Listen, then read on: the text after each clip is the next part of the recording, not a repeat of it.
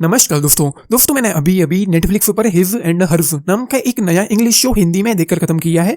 Show में total 6 episode है, limited series है एंड एपिसोड्स की जो लेंथ है वो 40-45 मिनट के आसपास की है। एंड इस शो का सीजन 2 आना नहीं है और जो भी है बस यही है। एंड चीजें इस शो में यूं होती हैं, नेटफ्लिक्स के पेज पर यूं लिखा हुआ है इस शो के बारे में, एक दूसरे से दूर हो चुके पति पत्नी, एक जासूस और एक न्यूज रिपोर्टर एक हत्या की जांच में आमने सामने हैं, जहां इस हत्या को लेकर दोनों को एक दूसरे पर ही शक है।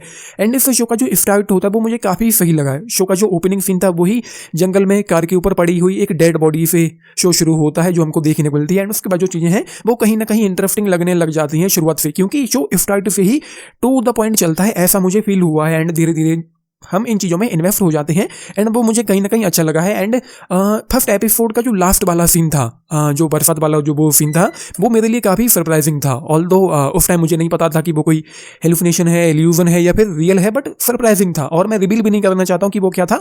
जब आप लोग वहां तक पहुंचे तो देख लेना। और इस शो के एंड होते होते जो वो सबसे बड़ा सरप्राइज आता है हमको देखने को मिलता है, वो मेरे लिए इस शो में सबसे ज़्यादा सरप्राइजिंग, सबसे ज़्यादा मैं कहूँ कि शॉकिंग था। वो मुझे बहुत अच्छा लगा है। लेकिन उसके अलावा ये शो फर्स्ट एपिसोड बस क्वाइट गुड, मुझे काफ़ी इंगेजिंग लगा, इंटरेस्टिंग भी लगा। जो चीज़ें हो रही थी वो काफ़ी सही जा रही थी। एंड जिस तरीके से चीज़ें हो रही हैं, क्योंकि एक कपल है जो अलग हो चुका है लेकिन दोनों एक ही केस पर काम कर रहे हैं। एक शेरिफ है, एक डिटेक्टिव है, दूसरी न्यूज़ रिपोर्टर है जो एक ही केस पर काम कर रहे हैं, लेकिन जिस तरीके से चीज़ें उनके बीच में जा रही हैं वो मुझे देखने में अच्छा सा लगा। बट धीरे धीरे ये शो आगे चलते चलते मुझे कहीं ना कहीं पेसिंग वाइज, राइटिंग वाइज काफ़ी कमजोर लगने लग गया था। मतलब कुछ भी खास यहाँ पर नहीं हो रहा था। एक वो मोमेंट आ जाता है इस शो में कि हमको कुछ भी खास देखने को नहीं मिल रहा होता है। मैं बस बोर हो रहा था, डिस्कनेक्टेड सा हो गया था पूरी तरीके से। एंड मेरा मन कर रहा था सेकंड एपिसोड के बाद कि अब मैं इस शो को छोड़ दूं, लेकिन मैंने इसलिए देखा क्योंकि बहुत दिनों बाद मैंने किसी शो को देखा है एंड मैं आधे में नहीं छोड़ना चाहता था। ऊपर से 6 एपिसोड ही थे, लिमिटेड सीरीज ही थी, तो इस वजह से मैंने देख लिया। लेकिन मजबूर ये मुझे कर रहा था कि मैं इस शो को छोड़ दूं। लेकिन जल्दी हमको पता चलता है, जल्दी नहीं, लास्ट सेकंड एपिसोड में हमको समझ आ जाता है कि चीज़ें जितनी सिंपल लग रही हैं एक्चुअली वो उतनी सिंपल नहीं है, बल्कि एक तरह का पैटर्न है। 5वें एपिसोड में ये बातें हमको पता चलती हैं। एंड फिर लास्ट एपिसोड में जैसा कि मैंने आप लोगों को बताया है, एंड होते होते जो वो ट्विस्ट आता है वो काफ़ी अच्छा था। मैंने आप लोगों को अपने पिछले कई शोज के रिव्यू में आप लोगों से कहा है कि इसको एक शो ना होकर के मूवी होना चाहिए था। वही मैं आज भी कहूँगा इस शो के लिए, अगर ये एक शो ना होकर के 2 घंटे की मूवी होती तो ये कुछ काफ़ी अच्छा हो सकता था।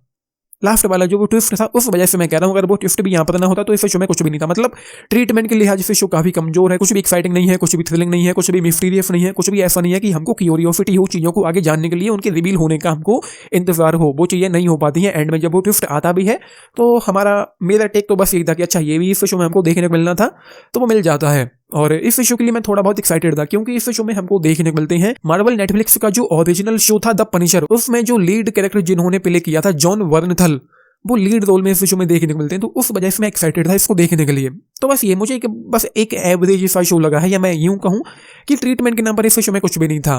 जस्ट 3 स्टार्स आउट ऑफ 5 इस शो के लिए। बाकी इस शो में काफ़ी कुछ सेक्स सीन्स भी हैं, तो आप लोग उसका ख्याल रखें। 18+ की कैटेगरी में इस शो को रखा गया। आप लोगों ने देख रहे हैं अपने टेक्स जरूर लिख बताना। बाकी लाइक शेयर सब्सक्राइब करना चैनल को, वीडियो को। This is Nitish, thank you.